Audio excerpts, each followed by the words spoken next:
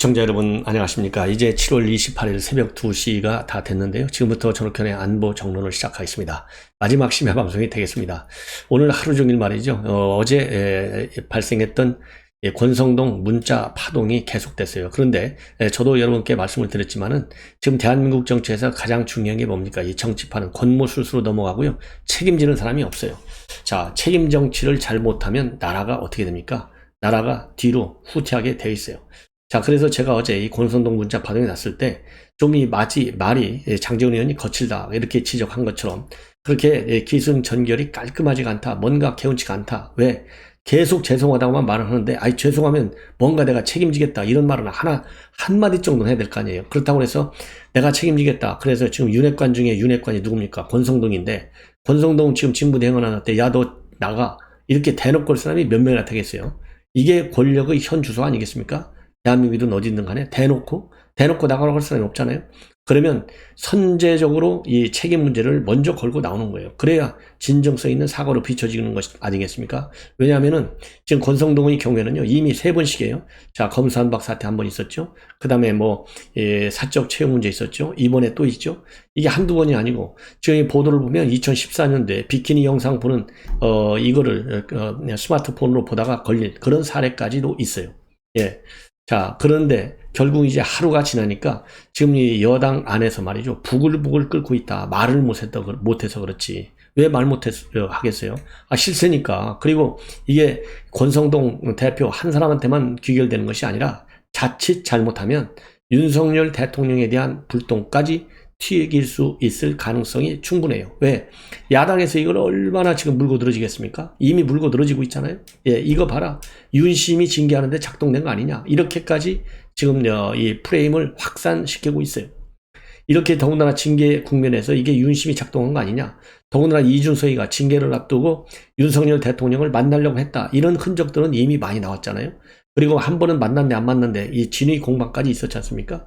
그래서 윤심이 개입됐느냐 안 됐느냐 이게 굉장히 민감한 사안이었었고 그래서 윤석열 대통령은 당시에 나는 당무에는 개입하지 않는다. 당에서 잘 알아서 할 것이다. 그래서 일정한 거리두기를 했어요. 그런데 이 권성동 직무대행의 문자 하나 가지고 이거 봐라 윤심이 작동한 거 아니냐. 예. 이렇게 지금 파장이 커지고 있어요. 그러니까 오늘 지금 보도를 보면 국민의힘 게시판에도 그렇고요. 이거 윤심이 도대체 뭐냐. 이런 비판이 말이죠. 권성동 직무대행의 비판을 넘어서서 윤석열 대통령까지도 시비하고 있는 상황으로 번지고 있어요. 그러면은 권성동 직무대행이 그 차단 벽을 설치해줘야 될 거 아닙니까? 그건 오로지 나의 잘못이야. 내가 책임을 지겠습니다. 이렇게 나와야 될 거 아니에요. 살신 성인, 사직생, 생직사 이런 말 있지 않습니까? 예. 그런데 한마디도 하는 거예요. 90도로 오늘 인사했다는 거 아니에요? 죄송하다고? 90도 인사 가지고 그게 통하겠어요? 그래서 지금 국민의힘이 부글부글 말을 못하고 끌고 있다는 거예요. 왜냐? 만약에 지금 그러지 않아도 무슨 놈의 직무대행 체제가 6개월이나 가냐? 이건 말도 안 된다. 이런 얘기가 밑에 깔려 있는데 이런 불만이. 이거 권성동 직무대행이 딱 선수치고 나왔잖아요. 이건 사고야. 직무대행이야. 권위가 아니야. 고리가 아니야. 이렇게 해놓고 윤석열 대통령도 거기에 대해서 오케이를 했다. 여기까지 지금 판이 짜여져 있어요. 그런데 이렇게 해서 지금 겨우 직무대행 제대로 가고 있는 상황에서 만약에 책임 문제가 나와가지고 이 권성동 직무대행이 뒤로 만약에 후퇴를 한다. 그러면은 또 전대로 갈 것이냐 비대로 의로 갈 것이냐 이런 또 논란이 되고 그 상황에서 또 윤심은 어디로 가느냐 당이 더 깊은 내용에 빠지는 거예요. 자, 그래서 이거를 차단시키려면은 책임 문제를 먼저 걸고 나왔어야 더 좋을 것 아니겠느냐 이런 저는 아쉬움이 있습니다. 그래서 제가 어제 이 표현이 이렇게 아주 잘 다듬어진 표현이 없다. 그리고 기승전결에서도 뭔가 빠진 허점이 있다. 그리고 또 하나, 나도 프라이버시가 있다. 내가 보호를 받아야 되겠으니 더 이상 나한테 묻지 마. 내 입장은 이미 페북에 다 있어. 이게 과연 우리 국민과 당원들한테 할 소리냐 이 말이에요. 이런 것들이 보면 굉장히 아쉽다 이겁니다. 그러다 보니까 부글부글 끓고 있다는 얘기가 실명은 아니지만 지금 보도 행간을 보면 그리고 보도에 다 그렇게 지금 나와 있어요. 채널A, 국민일보, 이 특정신문을 얘기할 것 없이 많은 언론에서 지금 책임 문제를 다루고 있는 상황이에요. 자, 그래서 이 책임 문제가 걷잡을 수 없이 커질 수 있는 가능성을 배제할 수 없는 것이 아니냐. 그래서 이 권성동 직무대행은요, 이걸로 끝내지 말고 나 페북에 다 있어, 나한테 더 이상 묻지 마, 이렇게 할 게 아니라 내일 또 진중하게 그야말로 더 진실되고 그리고 심각하게 국민한테 죄송합니다 라는 말을 아끼지 말아라, 이렇게 저는 이 지적을 하고 싶어요. 예. 굉장히 정말 유감스러운 국면이 벌어지고 있어요. 예. 그래서 오늘은 마침 이제 윤석열 대통령이 도어스태핑을 안 하고 넘어갔죠. 자, 내일 도어스태핑 일정이 어떻게 될지 모르지만은 통상적으로 한다면은 도어스태핑에서 한마디 해야 될 거 아니겠어요? 그럼 윤석열 대통령이 뭐라고 얘기하겠어요? 이미 윤석열 대통령의 입장은 최영봉 홍보수석을 나왔어요. 이건 권성동 원내대표가 다 한 입장, 그거밖에 할 얘기가 없다. 그러나 어쨌든지 간에 유출돼서 죄송하다, 이 얘기밖에 더 있겠습니까? 예. 그러다 보니까 지금 이준석의 경우는요, 지금 보도를 쭉 보면 상황이 본인에게 유리하게 지금 가고 있다, 이렇게 보는 거예요. 왜냐하면 법률투쟁은 이미 포기했지 않습니까? 그러니까 정치투쟁인데, 이 정치투쟁에서는 윤핵관과의 투쟁밖에 없어요. 윤핵관. 처음서부터 이준석은 윤핵관하고 등을 돌렸고, 그렇잖아요. 선거 과정에서는 이준석이가 윤석열 당시 후보를 얼마나 애매겠어요. 두세 번씩 뛰쳐나갔잖아요. 막말로 해서. 그게 여당 싸우는 전쟁 중에 있는데, 예, 그게 할 일입니까? 그렇기 때문에 많은 국민들이, 그리고 우리 당원들이, 야, 이준석이 지금 전쟁에서 싸워서 이겨야 되는데 이게 뭐 하는 짓이냐, 이런 비판적 여론들이 상당했어요. 그러니까 이준석이가 죄를 저질러 놓은 것은 맞아요. 예. 오직해야 그 당시에도, 야, 이거 이준석 갖고 되겠어? 이런 얘기가 많이 나왔지 않습니까? 그럼에도 불구하고 그러다 보니까 간신히 0.73%로 간신히 이긴 거 아니냐, 저는 그렇게 생각이 들어요. 그래서 이러한 여론, 선거 때부터 쌓여있던 여론, 그리고 징계가 받고 난 다음에 여론, 이런 걸 보면 이 법률투쟁으로 가면 너는 죽는다. 홍준표도 그랬다는 거 아니에요? 만약에 법률투쟁으로 가서 3심까지 가갖고 그러면은 계속 기소가 되면 그 자동적으로 기소되면 당원권이 중지돼. 너 그러면 3, 4년 동안 완전히 끝나. 그러면은 상계동 출마는 못해, 이거 아니에요? 그러니까 법률투쟁을 완전히 포기해버린 거예요. 그게 뭐 당을 염려하고 국민을 염려하고 당원을 위해서가 아니에요. 자기를 위해서 그런 거라고 봐요, 제가 보기에는. 그러니까 지금도 아직도 정신 못 차리고 지방을 여기저기 돌아다니면서 2030 이 젊은 청년 당원을 유입시켜갖고 그 청년 당원을 볼모로 자기 입지를 살리려고 저 난리를 피우고 돌아다니는 거 아니에요? 그러다 보니까 이렇게 사정이 딱 터지니까, 이런 사단이 벌어지니까 이준석이는 아이쿠 잘 됐구나, 내가 장기 여론전으로 가는 게 좋다, 이렇게 본다면 지금 요즘 경찰국 신설 문제 가지고 경찰도 난리가 났지 않습니까? 그러니까 경찰도 수사를 공정하게 할 건 아니겠느냐. 그럼 나한테 불리할 요인이 없다. 그리고 지금 현재 윤핵관 그 문자가 터졌으니까 여론도 나한테 좀 유리하게 오지 않겠느냐. 왜? 토상구패 당했다는 인식이 많으니까. 그래서 이제는요, 하이 프로파일로 지금 윤핵관과 싸우고 이러려다가 로키로 차원을 바뀌었다는 거예요. 그래서 급속한 심경의 변화, 그리고 작전의 변화를 지금 노리고 있다. 그래서 하루 종일 메시지를 내지 않다가 양두구역이다, 여의도라는 섬하고 울릉도라는 섬하고는 다르다, 이런 입장을 내놓고 수도꼭지 물 틀어놔가지고 머리 식히는 이모티콘을 내놓고 장기 여론전으로 가고 있다, 이거예요. 심경의 변화와 전략의 변화다, 저는 그렇게 봅니다. 자, 그래서 지금 이제 핵심은요, 이것을 윤석열 대통령한테 부담을 주지 않고 털기 위해서는 이 국면에서는 권성동 이 직무대행에 중대한 결단이 필요한 것이 아닌가, 이렇게 생각이 됩니다. 사직생의 각오를 우리 국민과 당원한테 보여줘야 본인의 정치 생명뿐만이 아니라 윤석열 정부가 그야말로 5년 동안 얼마나 우리 국민들이 애타게 기다렸어요. 나라를 정상화시켜달라, 그거 아니에요? 국교에 맞는 통치를 해달라는 거 아니겠습니까? 그런 길을 지금 크게 열고 가는데, 이 지금 브레이크가 크게 걸려있고, 이 큰 길이 중간에 어디서 파괴될지 모르는 그런 위기 국면에 와 있다고 봐요. 그래서 이 권성동 직무대행과 그 주변에서 보좌하는 참모들, 그야말로 제로 베이스에서 다시 입장을 내놔라, 저는 그렇게 강력하게 지적을 하고 싶어요. 이러다 보니까요, 지금 방금 국민일보와의 인터뷰를 통해서 김종인 위원장이 한마디 했어요. 비대위원장 갈래 안 갈래? 나 그 당 싫다. 근데 참말로 싫어하는지를 잘 모르겠어요. 그리고 이게 집권단이 이게 뭐 하는 것이냐, 이렇게 질책을 하고 나섰습니다. 자, 무슨 놈의 집권당이 이러느냐, 이거예요. 그래서 오늘 국민일보와의 인터뷰를 통해서 밝힌 내용을 보면, 내부 총질이라 하던 당 대표가 바뀌니까 당이 달라졌다. 이런 지금 현재 이 문자, 이 대목이 지금 많은 논란을 야기하고 있는 거 아니에요? 이 부분에 대해서요, 윤석열 대통령의 생각이 그러면 그런가 보다 해야 한다. 대선 전부터 잠재적으로 내재돼 있던 게 집합해서 나온 것 같다. 그러면서 당이 위기를 해결할 능력도 없다라고 비판하고 있고요. 정권 초반부터 자꾸 이상한 일이 벌어지면 국정 운영의 동력을 찾기가 힘들다. 쏟아진 물인데 다시 쓸어 담을 수는 없고 빨리 해법을 찾아야 한다. 그러면서요, 당분간 국민의 힘이 조용하지는 않을 것이고 권대행 체제를 정상적인 체제로 바꾸자고 하는 요구사항이 점점 강해질 것이다 라고 전망을 하고 있습니다. 이거 보십시오. 그래서 지금 이 문자 파동이요, 단순하게 이 권성동 하나만이 아니라 이 후속 대응 체제, 그러니까 지도 체제를 비대위로 가느냐 조기 전대로 가느냐, 여기까지 영향을 줄 수 있다라는 보도들은 일찍이 어제부터 나왔고 저도 그러한 점을 여러분께 지적해 드린 바 있어요. 생각이 비슷하지 않습니까? 이 대목에 대해서는. 그리고 비대위 구성 요건에 대해서는요, 비대위 만들어서 뭐 하겠느냐, 차라리 정상적인 대표 체제를 만들어야 한다. 다만 김종인 전 비대위원장이 역할을 할 의향이 있느냐, 이런 질문에 대해서는요, 나는 국민의힘 본질을 잘 알고 내가 더 있기 싫은 정당이다. 지난해 4.7 재보궐선거 이후에 당을 나온 것도 그 이유 때문이다. 이렇게 얘기를 했는데요. 자, 강한 부정은 강한 긍정입니다. 제가 보기에요, 정중하게 보시면 또 오셔요. 제가 보기에는 혹시라도. 예. 그리고 이준석 대표의 역할과 관련해서는요, 이 대표가 대선 당시 아주 열심히 한 것은 사실인데 윤석열 대통령이 이 대표를 껴안지 않았으면 선거가 쉽지 않았을 것이다. 하지만 이 대표 스스로 자꾸 자신 덕분에 지방선거와 대선을 이겼다는 걸 강조할 필요는 없다. 예, 좀 겸손해져라.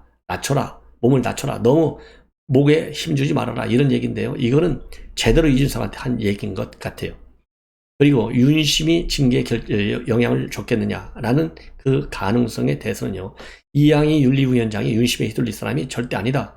다만 다소의 영향을 받을 수도 있다. 권력이라는 게 항상 그렇다. 개연성을 시사하고 있어요.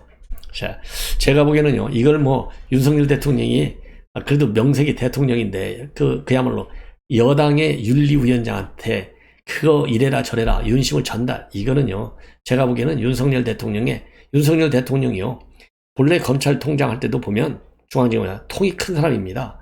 그러니까 사람에 충성 안 하고 나는 조직에 충성한다, 이런 얘기 했잖아요. 그 쉬운 얘기가 아니에요. 그만큼 생각이 크고 통이 크다는 겁니다. 이러한 이 사고의 틀을 가진 분이 이양희 위원장한테, 야, 이준석이 선거 때 나 귀찮겠으니까 징계 좀 잘해, 이런 메시지를 전하겠습니까? 더군다나 지금 비밀이 지켜집니까? 하나도 안 지켜지는 세상이에요. 지금 온라인 매체만 해도 수십 개, 수백 개가 되고 절대 이 세상에 비밀이 없어요. 하루 이틀만 지나면 다 알게 돼요. 자, 그래서 이양희 윤리위원장이 다소의 영향을 받을 수도 있다. 권력이라는 게 항상 그렇다. 물론 일반론적으로 보면 틀린 얘기는 아니에요. 그래서 이양희 위원장은 그런 걸 떠나서요, 제가 듣기에라도 이양희 윤리위원장이 이제 이철승 씨 대표의 따님이라고 하잖아요. 이 양반이 통이 크다는 거예요. 그리고 이양희 윤리위원장은 누가 갖다 놓은 사람입니까? 이준석 본인이 발탁에다 갖다 놨어요. 이준석, 그 다음에 김종인, 이양희, 이 사람들이 과거 비대위에서 같이 일했던 사람들이에요. 엄청나게 서로가 서로를 잘 아는 사람들이에요. 예. 그런데 이양희 윤리위원장이 대통령 눈치를 보고 뭘 했다? 저는 그렇게 생각하지 않습니다. 이양희 위원장의 딱 일성이 뭡니까? 나는 국민의 눈높이에서 징계 심의를 하겠다, 이렇게 밝혔잖아요. 국민들이 이번 사건에 대해서 어떻게 생각하는지를 누구보다도 잘 아는 분이에요. 그래서 저는 윤심이 작용했다, 절대로 저는 그렇게 생각하지 않는다라는 말씀을 드리고 싶고, 그 다음에는 지금 이거는요, 중앙일보에서 단독으로 조금 전부터 보도를 하고 있어요. 뭐냐, 지금 어마어마한 친여 조직이 지금 뜨고 있다, 이런 보도인데요. 공정과 상식을 바탕으로 한 공정한 나라, 이 발대식이 29일 날 서울 전쟁기념관에서 개최된다고 합니다. 여기는요, 이 권성동 직무대행, 그리고 강승규 시민사회 수석, 여권 수뇌부가 일제히 전부 출동한다, 이렇게 되어 있어요. 그리고 윤핵관의 핵심 인물인 윤한홍, 송석준 그리고 박성중, 정미경 이런 분들도 전부 참석하고, 이철규 의원의 경우는 일단 일정이 있어서 못 가는데 변경이 되면 가겠다. 그리고 정진석 의원은 영상 메시지를 전하겠다. 이렇게 알려져 있는데요.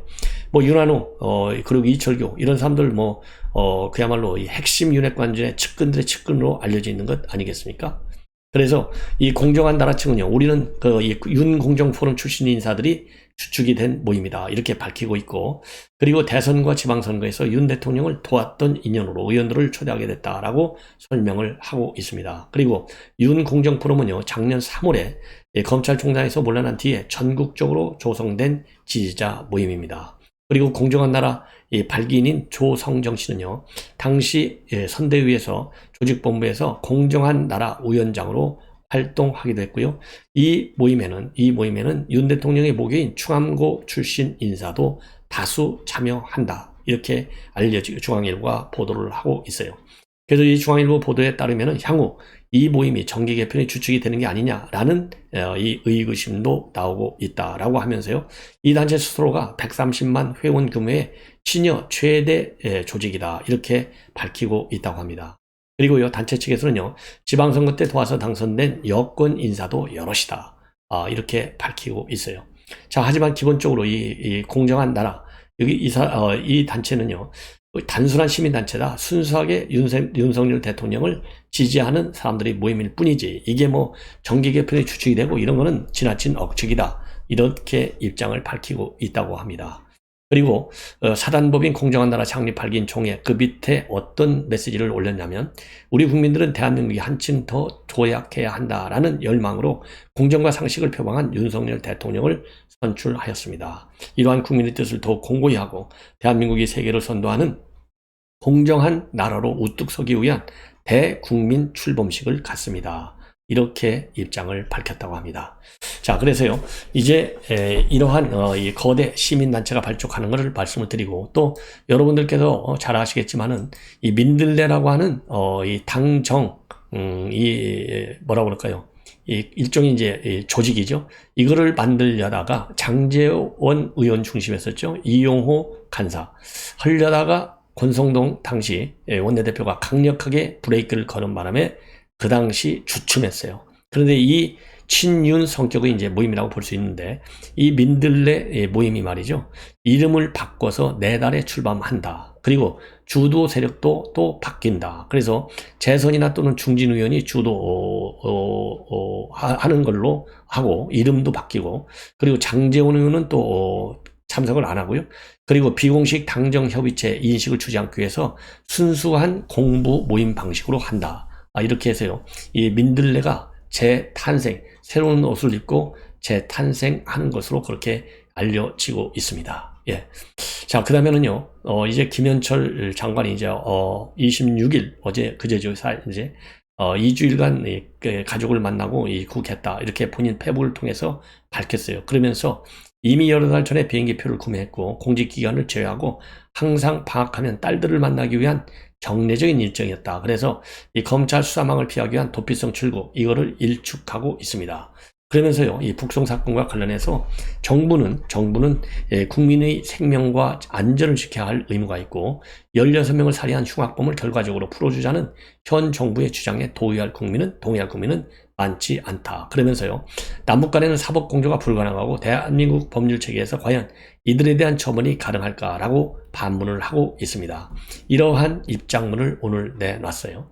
그리고 최근에 논란이 이런 불거진에 대해서도 별다른 입장을 내지 않았던 이유에 대해서는요, 3년 전에 발표한 해설 자료와 이틀간의 국회 상임위 과정에서 충분하고 상세하게 설명을 드렸기 때문이고, 최근 제기되는 대부분의 쟁점도 당시 발표한 자료와 질의응답을 통해서 충분히 설명이 될 수 있기 때문에 추가로 새롭게 덧붙일 내용이 없다. 이렇게 밝히고 있습니다. 그리고 통일부의 업무 영역은 공개적이고 투명하고, 국회 답변을 준비하는 과정에서 법률 자문관을 비롯해서 관련 전문가들의 의견을 많이 수렴했다. 그리고 다양하고 상이한 내용들을 갖다가 가능한 답변에 다 반영을 했다. 이렇게 밝히고 있습니다. 자, 그래서요, 이 김현철 장관 이미 고발이 되어 있어요. 그래서 검찰의 소환 조사가 임박해 있다. 이런 보도가 나오고 있는데요. 자, 한국 사법체계에서 이 법률적으로 다룰 수 없기 때문에 보냈다. 이런 입장이 당시 여권 인사들의 뭐라 그럴까요? 일관된 이 반박 입장이에요. 여기에 대해서 한동훈 장관이요, 국회 대정부 질문에서요, 확고하게 아니다. 그거는 틀렸다. 탈북 어민은 당연히 한국 사법 시스템으로 단죄가 가능하다.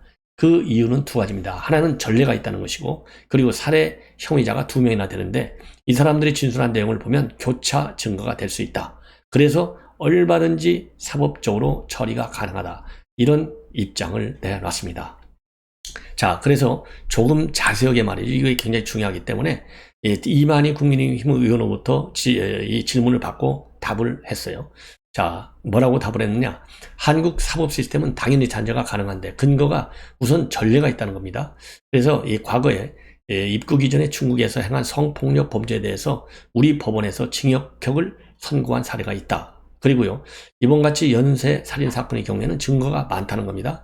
그래서 2명이 자박했다면 서로 교차 진술이 증거가 되는 것이고, 보도를 보면 배가 있었던 것으로 보이는데 살인과 폭력이 있었다면 간단히 혈흔 반응을 확인할 수 있는 것이다 라고 부연을 하고 있어요. 그래서 이런 증거가 나오니까 결국은 배 아예 소독해버렸잖아요. 증거 인멸시켰지 않습니까? 그리고 배까지도 바로 그 다음날 또 넘겨줬어요. 기가 막히게 번개처럼 선물한 거죠, 김정은한테. 그러면서 수사기관에게 이 정도 사항은 난이도가 높은 것이 아니고 결국 과거 있었던 일이기 때문에 가정적으로 말하지는 않겠지만은 단죄될 것이라 생각한다. 법무장관으로서 중요한 것은 이 부분에 대해 앞으로 유사 사례가 발생할 경우 대한민국이 어떻게 대응할 것인지의 문제라고 생각한다. 그러면서요, 지금처럼 헌법과 법률을 무시하고 북송할 것이냐, 한국의 사법 시스템 안에서 처벌할 것이냐의 문제인데 민주법치국가인 대한민국에서는 후자여야 한다고 생각한다. 그래서 이 윤석열 정부 하에서 이런 사건이 발생할 경우에는 예외 없이 전부 우리 법으로 처리하겠다라고 하는 강력한 의지를 내보이고 있는 것이고요. 이 얘기는 결국 뭐냐? 문재인 정권은 철저하게 법 위반 조치를 취했다. 따라서 법의 처벌을 받아야 된다. 이런 이 결론을 얘기하는 것이 아닌가 생각이 듭니다. 시청자 여러분, 이것으로 오늘 심야방송을 모두 마치겠습니다. 편안히 주무십시오.